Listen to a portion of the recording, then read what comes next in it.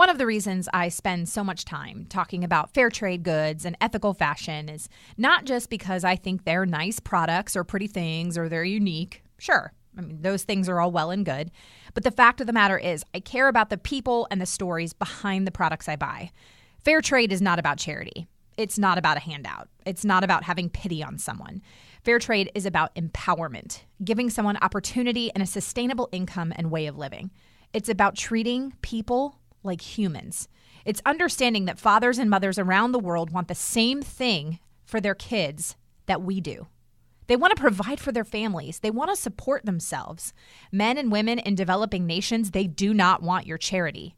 They want you to buy their stuff. Welcome to Business with Purpose. I'm your host, Molly Stillman of stillbeingmolly.com, and this show is all about bringing you the stories behind the brands, companies, and small businesses that are changing the world. Each week, I interview a business owner who is trying to make a positive impact, not only through their personal life, but also with their professional career. My goal is to show you that no matter what you do for a living, you can make an impact right where you are. My guest this week is David Atlas, the founder of Marquet Fair Trade, a fair trade brand working with artisan partners in Asia. I have shared this brand on my blog and social media before, and I have absolutely fallen in love with their beautiful jewelry and accessories. But most importantly, I have fallen in love with their mission. You are going to love this conversation and hearing David's crazy story about how Marquet got started. Now, on to the episode with David. Hey, David, welcome to the show. Hi, Molly. I'm so glad to be here with you. I am so glad to have you on the show. And even amongst technical difficulties, we are ready and rearing to go. And I am just really looking forward to getting to know you a little bit more. I have been following Marquet for a little bit now, or a few months now, and I just love what you guys are doing. But I am really, honestly, I'm most intrigued about your story because I know that you're an engineer, and it is not very often that I feel like you find an engineer in the ethical and fair trade fashion space. So I'm just really curious to hear kind of everything about you. So I'm going to have you just dive right in. We're going to kick it off with what I have all my guests do, and that's give us the David 101. So tell us your story and how your life has led you to where you are today. All right, that sounds good. The David 101. I'd be happy to share that with you, Molly. I will give you the abridged version since I don't think we need to hear everything, but I'll go kind of towards Marquet. And I'm glad you touched on me studying engineering. I did go to school, undergrad at Rutgers University, where I studied civil engineering. I always had a passion for building when I was younger. But after I graduated from that program and I started working in the engineering industry, I kind of decided that I wasn't really ready for that kind of career path yet at that young age, and I wanted to do some other things in my life before really settling into a career. So I started teaching, and I also took a gap year. And in that gap year, it was really important for me to visit a lot of natural sites around the world because I am really into nature and wildlife. So it was very important for me to go to Australia and New Zealand. And on the tail end of that those trip, are on my bucket list. Yeah, they're really, really beautiful, and they're really great and easy places to travel. And there's so many natural wonders there, and the people are amazing. So I definitely highly recommend it. That's awesome. So on the tail end of that trip, I wound up with some friends in Asia, and really just by chance, and we fell in love with it. We went to Thailand kind of on a whim for a few weeks, and we wound up really, really enjoying it and meeting lots of really friendly people and eating lots of great food. And so we wound up extending our trip to 4 months, and we went around Thailand, Laos, Vietnam, and Cambodia. And it was really an inspirational trip. We met a lot of different locals, and we're really inspired by the culture and the friendliness and the food and the heritage and the craft there too. Yeah. So that's kind of where I first started getting the inspiration for Marquet. And after that, I came back to the States. I continued teaching for a couple years. I was teaching one-on-one math classes to high school students to prep them for the SAT and ACT exams, entrance exams for college. And slowly but surely, I started working on Marquet with a friend. We kind of had this idea where we wanted to be able to continue travel and seeing the world and meeting people from different cultures. So we started with a few product lines. We actually, when we first started, we were working in Thailand, Vietnam, Laos, Uganda, and Guatemala. Um, and we found that was a little bit too much. We wanted to really focus on where we could help the most and where we could do the most. So we kind of wound it down. I restarted the company by myself instead of with a friend, and we with a focus on Thailand and Vietnam. Wow. And so what year did you really get everything kicked off and really get started with Marquet? Well, so for Marquette, it was 2011. Okay. And what year, what was sort of the timeline like from when you first traveled, started your travels and then you extended your trip for 4 months and you're kind of going all over Southeast Asia, and, you're coming back to the States and you have this idea for Marquette. What was that timeline like from kind of the beginning of the infancy stages of this company to when you really fully got started? Sure. Well, that's a very good question. It was actually it was about a 3 or 4 year timeline. So I first went to Asia in 2005, and actually, I got to tell you one of my most inspirational stories and one of the most inspirational times we spent there on the first trip was I was with a very good friend from high school, my friend Paul, and we were traveling through Laos. And at that time, Laos had only really been open to tourists for about 10 years, so it was really just an amazing experience. We were traveling up and down these huge rivers on these old boats, and I just felt like everything was completely culturally intact from very historical times, and it was just such a different culture. And we were able to kind of explore the country on their own terms. And we were looking for a river trip that we read about in The Lonely Planet, but it was very hard to find any of these trips, so we just kept going up the river deeper and deeper and deeper, looking for this fishing and hiking trip. And we never really found it, but eventually we just got off the boat in this village where a couple of young kids just ran up to us, two young boys, I think they were about 11 years old, and they just ran up to us and they convinced us that we had to come into their tiny little village and stay with them, and they wanted to hang out with us and play soccer with us and go on boats with us and all this stuff. So we were totally convinced, and we wound up getting off there. I'm still not exactly sure where it was, somewhere in northern Laos. And we wound up staying for 8 days in this tiny little village. It must have been about 500 people total. And it was really set in this beautiful, beautiful riverside mountainscape. And just right in the middle of the jungle. The people there were so incredibly friendly. We were staying at one guest house where the host would stay up late every night with us playing cards, and then she would introduce us to all the other people in the town, and we wound up being invited to eat dinner with a lot of different families, and we were invited to a party for one of the children in the town who had been sick, and she had to go to the hospital about 6 hours away. That was the nearest hospital, and she came back healthy, and so there was a party for the whole village to kind of celebrate her coming back and to raise money to pay her medical bills. And so we were invited to that. We just had such a warm feeling from this really, really tiny community in Laos. We went to play soccer with all the teenagers every day, every afternoon. And that was really just one of the most inspirational parts of the trip, where I really just fell in love with a different culture. That's amazing. What were you thinking when you, what was going through your mind when you're getting off from this river and then these kids are just like, come to our village? Were you just kind of like, oh, we're up for adventure. Let's just do this thing. Yeah, absolutely. I was a lot younger then, in 2005, about 12 years ago, and we didn't really have any built-in inhibitions yet. We'd already been traveling. I'd already been traveling through Australia and New Zealand. And so it's something that we really didn't think twice of at the time, although now, even having had that experience, I would still think twice about doing it again just because of who I am now, even though it meant so much to me and I really loved it. I just feel like as an older and more mature person now, I always think about risks and, even just risks of, am I in a place where it's possible where I can get malaria or another disease that I might not be familiar with, or that I might not be prepared with pills to counteract. So even just little things like that come into play now. I guess I was just a little bit young. My friend was young. We were a little headstrong, so we were able to just go for it, and we really, really had a great time. So we didn't even think twice about getting off the boat. The kids told us that they had a great place for us to stay.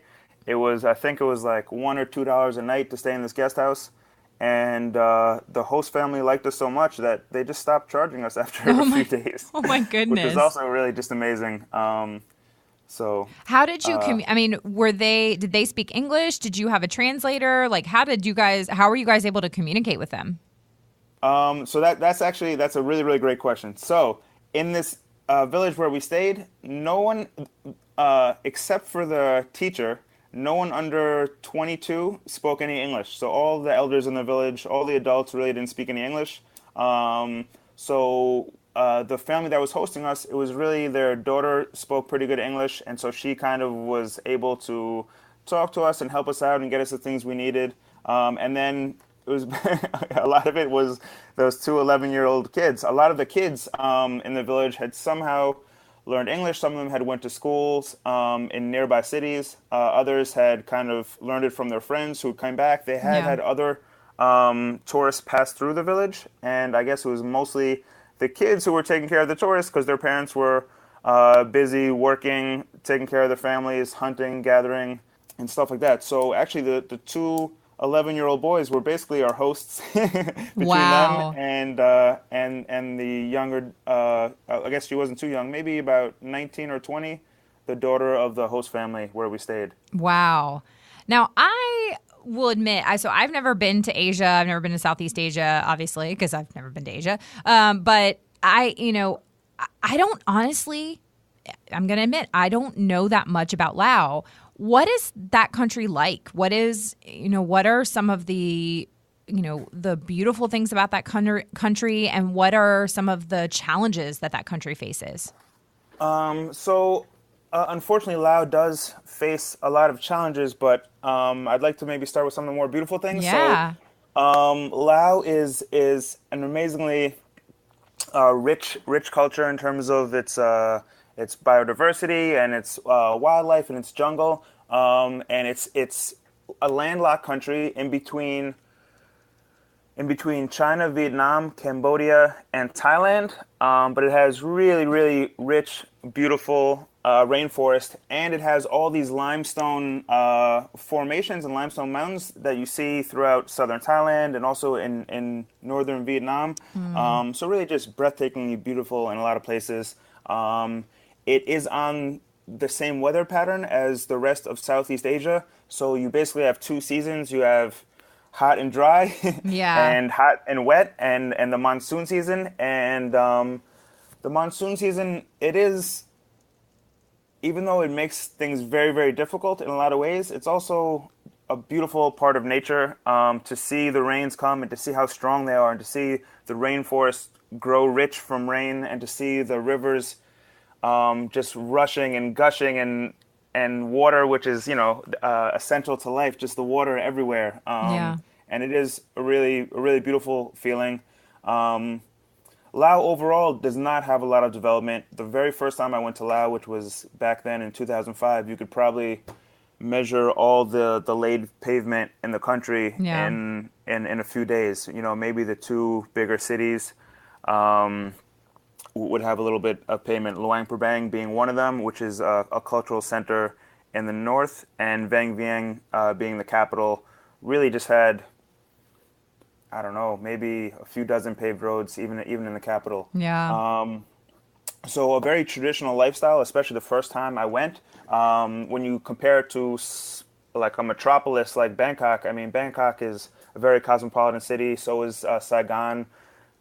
Millions and millions and millions of people in both cities. A lot of Western construction, Western style housing, Western style everything. Really, just mega metropolises. And Yeah. Laos is the exact opposite of it. Very rural, very little technology, and very, very, very culturally intact through the ages and through the generations, which I really, really, really liked about it.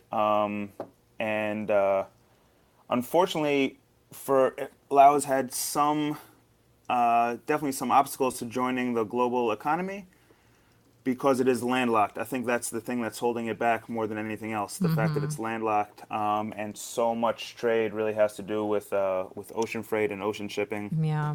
has really been a disadvantage to Laos in bringing in some in bringing in trading partners. So I think that is a little bit unfortunate, but at the same time, it has allowed the culture to remain very intact. Yeah. Yeah. So for those that do not know about Marquet, give us sort of, a little bit of a picture of what Marquet does, and, how you guys, or how you structured Marquet and the company and the artisans that you work with. Okay, absolutely. So Marquet is an manufacturer and importer, and we focus on working with all artisan partners on accessories and home decor. So we have a couple lines: jewelry, scarves, and shawls, and then we have a couple really cute little Christmas ornament lines Aww. in our home decor category. And so the way we've structured it is we wanted to kind of work directly with small businesses in Asia. We are a small business, and we want to make sure that we can kind of work outside some of the normal trade practices, not really work in large factories, not work in places where people are separated from their families, but kind of bring this kind of craft back to people's villages, and where people could have more a sense of entrepreneurial pride in what they were doing and in their product, be in control of more of their own schedules. So the way we've sourced products is through travel and through meeting people, and now we have a full network set up in Thailand, where we have full-time people on the ground there to help us with our quality control and all our outreach and logistics over there. But we travel and we meet the artisans directly, make sure everything is above board in terms of their trade practices, the facilities where they're working, and then we try to give them feedback on how we can help adapt their skills, the skills they already have, and the products they're already making, to the Western market. So we're not necessarily going in and training artisan groups to do a specific task, but we're looking for existing vendors who already are skilled in either jewelry or weaving or sewing or whatever it may be, and looking to develop product lines with them. That's awesome. And it's such a unique approach because, and I don't think that it's necessarily one of those things where the different approaches, like there's one right approach to this and one wrong approach, but they're different. I like your approach of going in and finding already existing, artisan partners and finding a way that you can use their skills, whereas the other approach would be going in and actually physically training them or giving them a skill set, which I think both have their advantages, obviously. Right. How did you, when you were first over there, how did this idea really come about? As you were meeting people, was this just an opportunity that sort of presented itself, or did you always sort of have an entrepreneurial spirit? I think I always had a little bit of the entrepreneurial spirit. When I was much younger, I had the snow shoveling business from my block and all my neighbors when I was just 10, 11, and 12. And then I worked all through high school. I just always kind of liked working and making a little bit of my own money and kind of taking care of myself a little bit more. It wasn't necessarily that my family was struggling or anything, but I just kind of liked the responsibility of working and earning things for myself. And then in terms of Marquet, I wouldn't necessarily say I got the inspiration for the business when I was out there. I was really inspired by the people I was meeting, by a lot of the products that I saw. A lot of the handmade stuff was really just so beautiful, and I did wind up buying lots and lots of stuff for myself and for gifts for when I got home. But it wasn't until a few years later that I kind of developed the plan and really started thinking about going back and seeing if I could import with a friend of mine. And we did start a company called Artisan Emporia. That was about 2008, and that's when we were working in Uganda and Guatemala and Southeast Asia as well. And then we kind of restarted in 2011 with a more focused strategy on Marquet. So when I guess, what would you say is the ultimate mission of Marquet? Would you say there's sort of a twofold mission of one, providing economic opportunity of a Western market to these artisans? Or do you think it's more educating the Western market on the importance of supporting global artisans? I don't know. I mean, and maybe it's not even one of those two things, but what would you say is the ultimate mission of what you guys are doing? Well, I think that's a really, really good question, Molly. So I appreciate that. I think it is more the former. So really, what we're trying to do is create a platform for artisans and smaller businesses in developing countries to be able to reach the global platform and the global marketplace and kind of just hook directly into the supply chain. So that's what really motivates us each day. And I think for us at Marquet, more so than necessarily educating people in the Western market, but really trying to bridge the divide for the artisans in Asia. And we do try and educate people in the Western market too about fair trade and cultural heritage. But the way that we've kind of started Marquet and the way that we run Marquet, it's not a nonprofit by any means, and it's not a charity. So what we really want is for the products to be able to stand for themselves. We're not, we think the fair trade is extremely, extremely important, and all the principles of fair trade, no child labor, safe environmental practices, paying fair wages according to everyone's local standards are extremely, extremely important. But for us, the most important thing is for the products to stand for themselves and to be able to give the artisans the pride in knowing that we're not offering them any kind of charity. They're earning every dollar that they earn, and their products can stand for themselves and compete in the Western market, and people are buying them because they love the product and they love that it's backed by the ethical sourcing and manufacturing. I love that, and I wish I could. I want to take that little bit and I want to splice it into its own individual clip and play it for every single person I meet. Because I feel I feel like this is something that I sometimes feel like maybe I'm beating a dead horse, or maybe I'm and that is a terrible phrase, by the way. Where did that phrase even come from? That is a terrible thing. Like, why do we say that? I don't know. I digress. But I mean, this is something, because I'm so passionate about this stuff, and my friends know this, and my family knows this, and my listeners know this, and my blog readers know this, and so sometimes I feel like I'm saying it over and over again, but I feel like I have to say it over and over again because it's so important. Sometimes I'm like, is anyone listening? At the end of the day, yes, like you want to provide an economic opportunity for somebody in a developing country and talk about why that is important and what kind of ripple effects that has on a community and on a city and on a country and on a global scale, like what kind of positive effects those things have. But at the same time, like, you don't ever, like, I never make a purchase from a fair trade or ethical company because I feel bad or Right. I want to help them. I do it because I believe in the mission and I believe in the people, but I love the products. And I love that the products tell a story.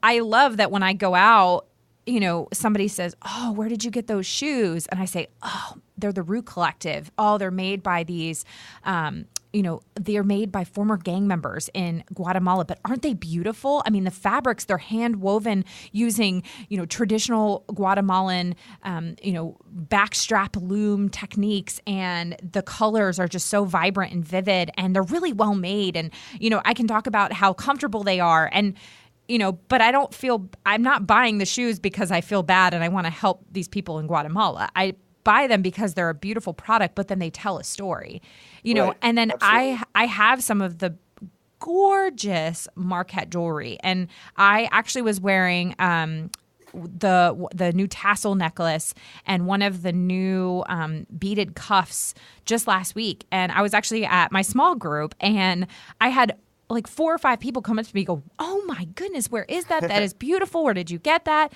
And I was like, "Oh yes, it's this company called Marquet Fair Trade. Let me tell you about them." And I love that that's the first thing people notice is how beautiful the product is. But then the bonus is I get to say, not only is this product beautiful, but let me tell you the impact that this product is having and the lives that are being changed. And because of this product, I don't ever want somebody to just buy something because they feel bad. Because, yeah, I mean, people in developing nations, no matter what country it is, whether it's in Africa or whether it's in Asia or whether it's in South America, I mean, wherever it is. And even right here in the United States, I mean, there's a lot of groups that work with, at-risk communities or vulnerable communities here in the United States. And I just say, these are real people with stories and families, and they have skills and they have talents, and they just want to be seen and known and valued.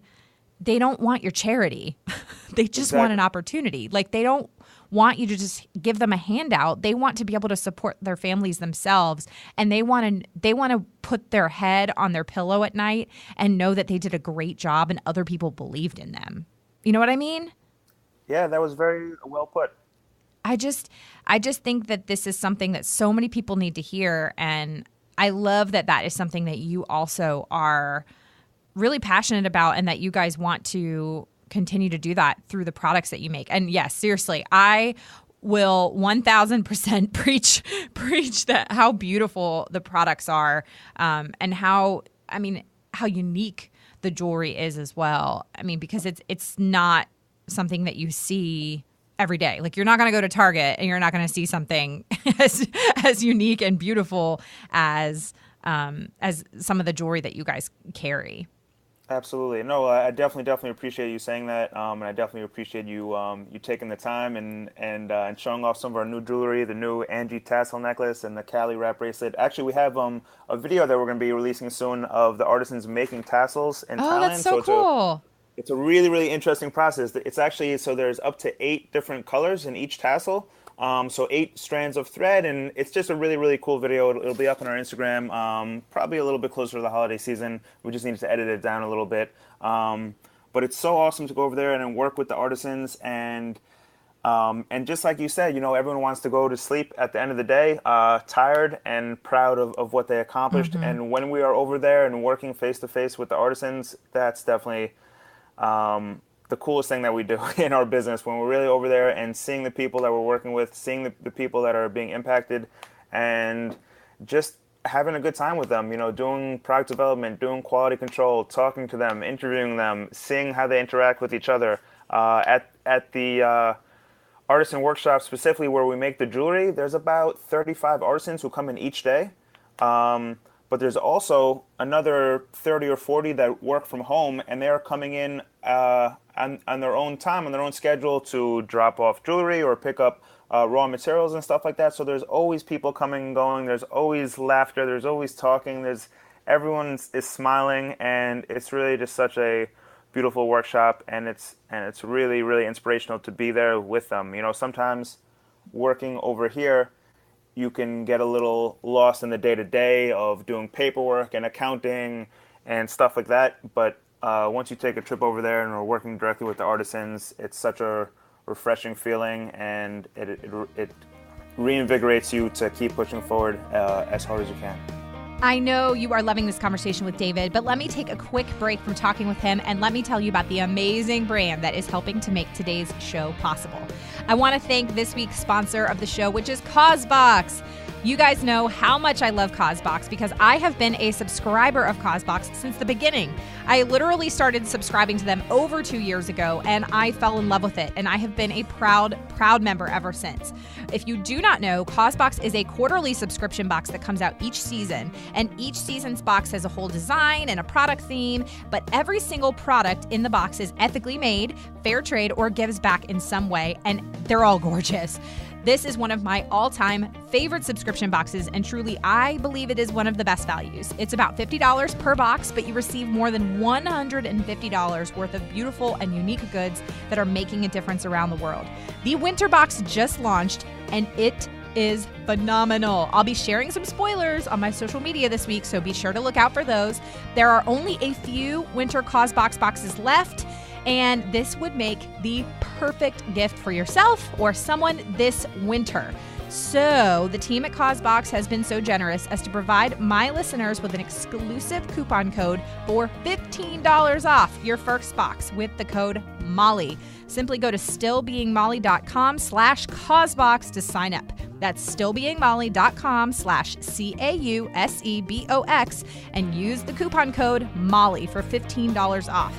And if you have not heard my interview with Matt Richardson, who is the co-founder of CauseBox, you need to go back right now and listen to episode 13 of this podcast to hear his awesome stories. Seriously, Matt is one of the best storytellers I've ever heard, and hear all about how CauseBox got started. Now, back to my conversation with David.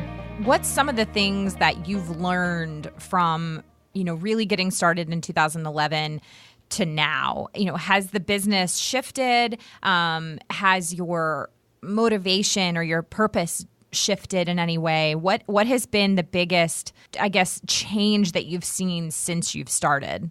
Okay, that is a loaded question because there are so many changes almost every year now with the rate of technology. So first of all, I think it's certainly no secret that there's been really, really, really big changes in retail and retail trends over the last 3 years, 5 years, 10 years, as more and more shifts online, and it's getting harder in a lot of ways for smaller businesses to compete with these mega businesses like Walmart and Target and Amazon, and stuff like that. So when we first started in 2008, really before even 2011, we actually started the year the economy crashed, and we really were focusing on wholesale at that time. So we were focusing on getting into small shops and boutique stores and fair trade retailers and museum gift shops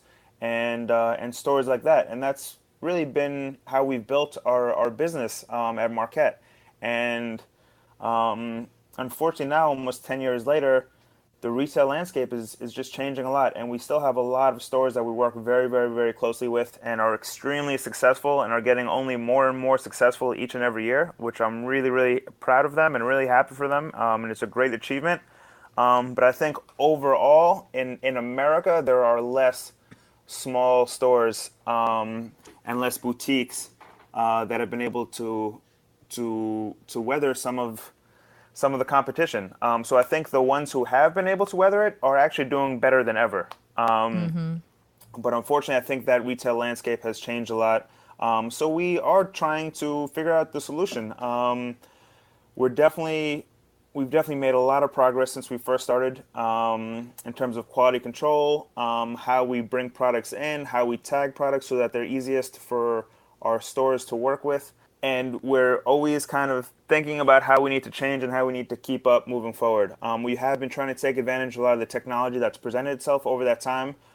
We do have a wholesale website for our stores to log in and be able to order online anytime, and it's completely linked to our inventory. So I think that's been a really great advancement. I think that makes things very, very easy for our retailers to make sure that they always have product and they have kind of access to our full inventory. So technology has definitely helped us there, and we are trying to improve our access to social networks now because we are seeing how important that is. In the beginning, as a wholesaler, that had never really struck us as something that was that important to do, but now that we're seeing the way that patterns are changing, we want to get out there. We want to be building the brand so people can know us, look for us in stores, go into their local retailers, go into their local fair trade shops, and be looking for Marquet. I love that. I think that is you guys have such a clear vision and you have such a clear mission that it's so evident why you guys have grown so much and the success that you've seen, because when you find businesses or when you look at businesses that just have that clear, just tunnel vision where you're just like, we are going at this, we're not going to give up. You're able to weather those storms and you're able to push through the times when things get difficult. And this is a conversation I feel like I have with other entrepreneurs and other business owners and just people in general, because it can be so easy to just want to throw in the towel when things get tough. And, right. Especially especially in business. And when you add the layer of working internationally to the equation, you can, things can get pretty tough pretty quickly, but when you're able to push through those times, you're able to really see the fruit of that that labor and the fruit of that success. And so I just think that that's so cool.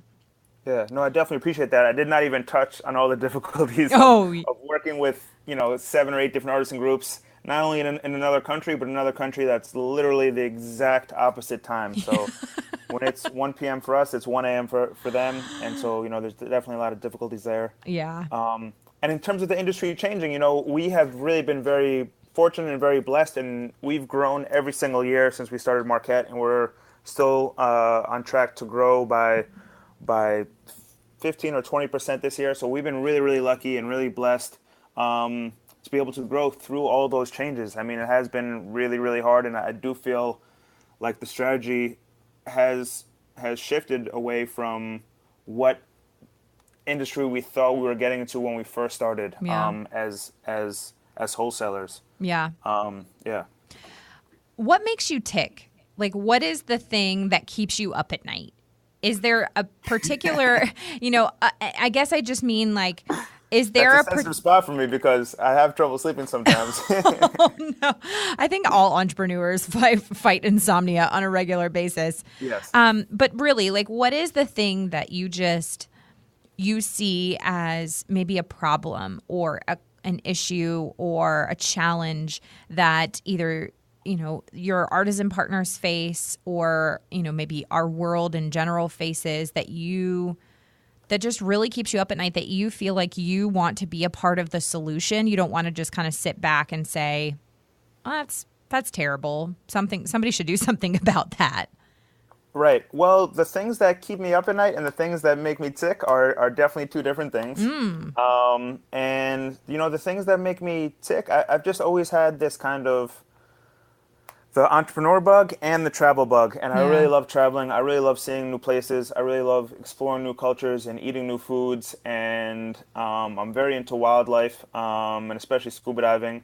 And so it really means a lot to me to be able to continue to go and explore other countries and be kind of an ambassador for America, especially in our current very divided political times, that I can go and I can be a small ambassador of American culture and American life. And as an American, this is what I want to be able to contribute, and I want to be able to help empower artisans and help people take control of their lifestyles and be a little more independent in their work and their goals. And so that is really, really important to me. And that is one of the things that keeps me interested in Marquet, and really seeing the fruits of the labor and seeing the artisans that we work with and seeing them grow over the years is really, really, really important to me. What keeps me up at night is quality control issues finding raw materials, issues that are sometimes out of our control, especially with the raw materials. Unfortunately, we can't make everything in-house all the time. So whether it's buying the right quality cotton or getting jewelry fixings that meet all of our quality control levels, and that will come consistently every single time, are a little more difficult. Meeting clients' deadlines, making sure we have the correct production capacity to meet our growing needs, and stuff like that. So there's definitely a lot of challenges. We do work with a lot of different artisan groups, so there is a lot of management going on. We are working with people in a different culture who speak a different language. Yeah. So there are sometimes some cultural barriers, or sometimes we think something is clear and it's not as clear as we thought. And I'm sure the same thing happens from the other side, where they think they're making a point pretty clear to us, and we're not necessarily on the same page with them. So there's definitely a lot of issues to work with. We do have about 250 different SKUs. We have well over 120 or 150 different pieces of jewelry. We have, I would say, 50 or 60 different style colorways of scarves, and maybe another 20 or 30 for the ornaments. So we really have a lot of products, and there's really a lot that goes into maintaining the quality control and the production timelines and the capacity and the inventory management. And that's just all dealing with our partners abroad. And then we have the whole other side of the business here, streamlining shipping, getting orders out on time, accounting, bookkeeping, customer acquisition, wholesale, keeping up with social media. So Yeah. there's really a lot that goes into a business like this, especially because we're dealing with so many artisans and so many products. It's very different from, let's say, a clean canteen or a pickle company that has 6 different types of pickles, and their whole mission is to like be able to produce as many pickles as possible. Um, but they're only dealing with quality control for 6 items. And it's a totally different kind of business model, but in some ways it's a lot simpler. They have 6 items to do quality control for. They have 6 different cases they can sell, and then it's all about finding distribution and selling them and keeping up with manufacturing. Whereas there's so many different pieces to the puzzle in Marquet. I know that this is a common issue because I think pretty much every ethical business owner I speak with is like, let me tell you about these things. Let me tell you about what it's like to get raw materials in a third world country. We take that stuff for granted here too. We have access to any material at any time we want. Yep. We can get it within a couple days or a week, but and so we really take that for granted. We really when over do. there, it's completely different. Yes. Oh, my goodness.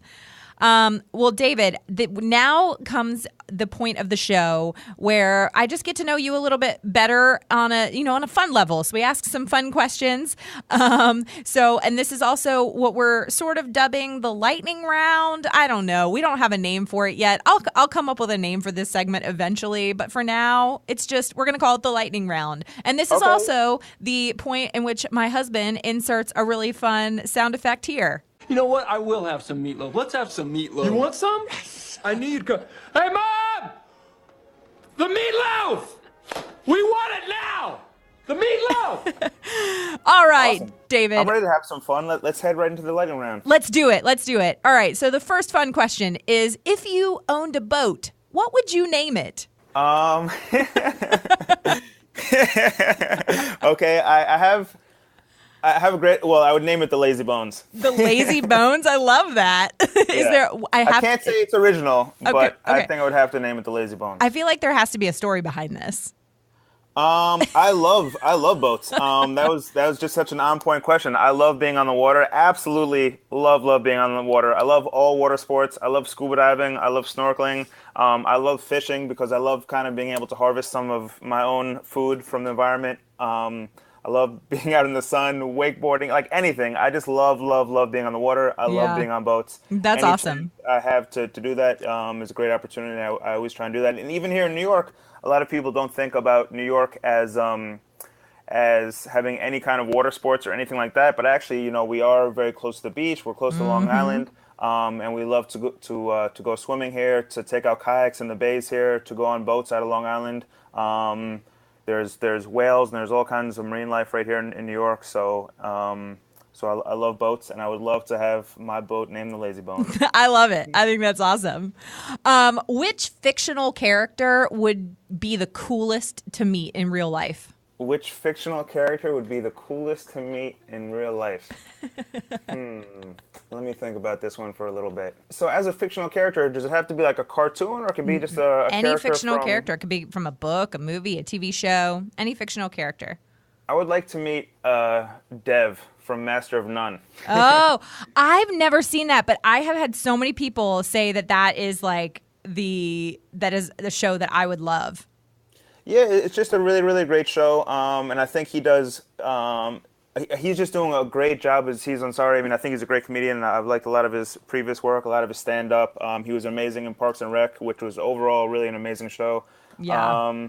But I really like what him and Alan have been able to do in this show, where they're just kind of, it speaks directly to me as a 35-year-old New Yorker about life for younger people in New York, but not too young, kind of just outside the millennial generation. And also life for first generation people here in America, whether they be from India or Asia or wherever else they may be here from. Just kind of that experience of being first generation in America as a young adult, because you've heard about it from older people and from younger people.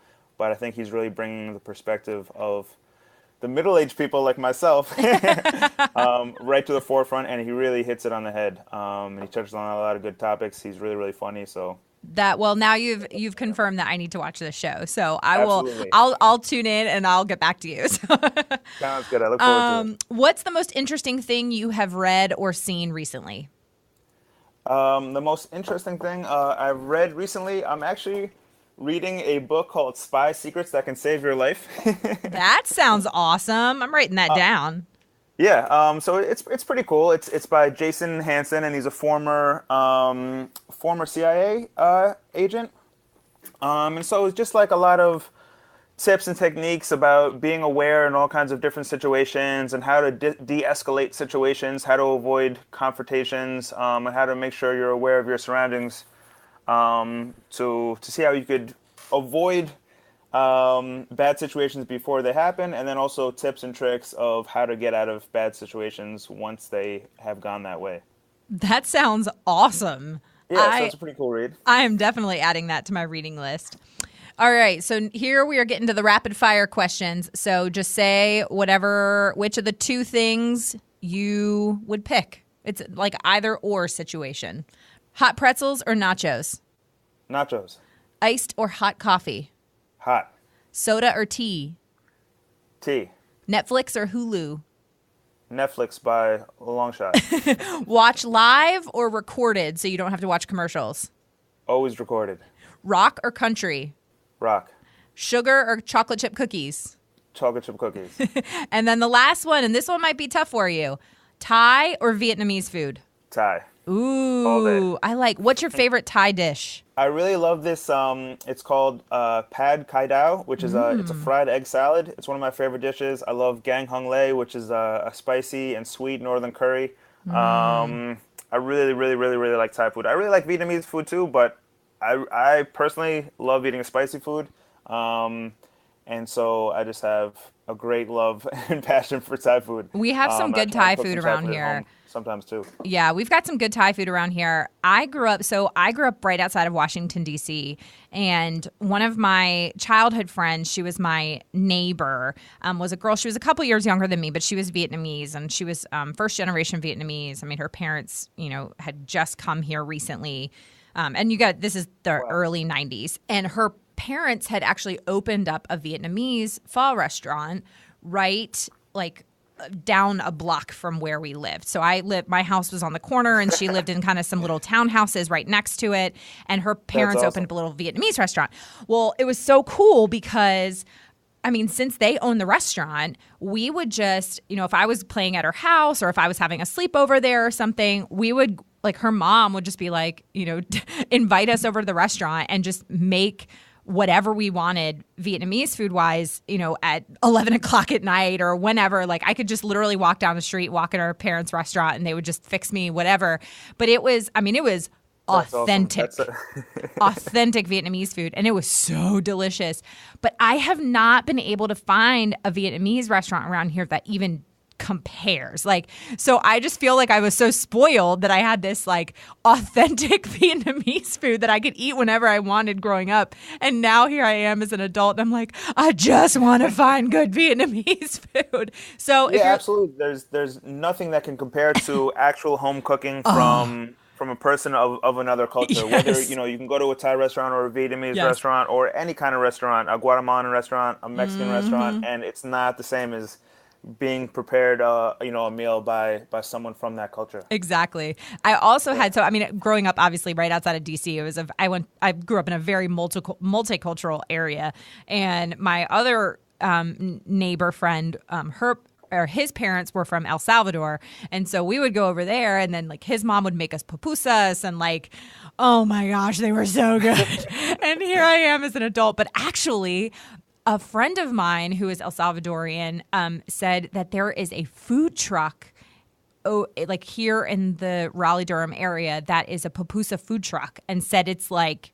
It is if you want El Salvadorian real pupusas, that this is where you go. And so I have yet to try it, but I need to do that. So, and if you're listening and you live in the Raleigh-Durham area and you know of legit Vietnamese food, you need to send me a message because I'm on the hunt. Yeah, it sounds like you had an amazing culinary experience as a child and young adult. I did. Cool. So I'm so like, I feel like, again, I feel kind of spoiled because I grew up with all my friends were from so many different backgrounds that I got to eat their parents' authentic cooking for years. Yeah. That's awesome. I love it. Well, David, this was such a great conversation, and I had so much fun just getting to know you and the Marquet story a little bit more, and getting to know, your love for Spy Secrets and Master of None and all that kind of stuff. So thank you so much for your time today, and I applaud what you're doing, and I just really encourage you as you're, building this business and really impacting so many lives in Southeast Asia and here in the United States as well. Well, I really appreciate the time you took today as well, Molly. It was a blast, and I really appreciate being on your show. So thank you very, very much. It was great getting to meet you too, and I look forward to talking to you again soon.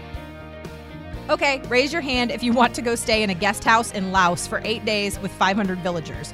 Right? What an amazing story. But most of all, man, I love David's passion for helping these men and women in Asia. I will be sure to have all of Marquette's information and how you can support them and shop their products, and I will have all of that information in the show notes. Thank you so much, as always, for listening to this week's episode. If you are new to the show, welcome. If you are a regular listener, thank you. Your support week in and week out means so much to me. Be sure to head on over to iTunes or your favorite podcasting app and make sure you are, first and foremost, subscribed to the show. Clicking that subscribe button makes sure that you never miss an episode of the podcast. And while you're there, would you mind leaving a review of the show? Leaving a review really helps me know what you're liking and how the show is personally impacting you. And if you share the show on social media, which I love, it seriously warms my heart every single time, be sure to use the hashtag Business with Purpose Podcast or tag me at StillBeingMolly on Twitter, Instagram, or Facebook. Another huge thank you to this week's podcast sponsor, CauseBox. Visit stillbeingmolly.com/CauseBox and use the coupon code MOLLY for $15 off. And as always, this show is edited by my amazing, amazing husband, who I love so much, and executive producer, John Stillman. And the music is by Mark Killian of Third Wheel Media. Thank you so much for listening. Now go do something good with purpose on purpose.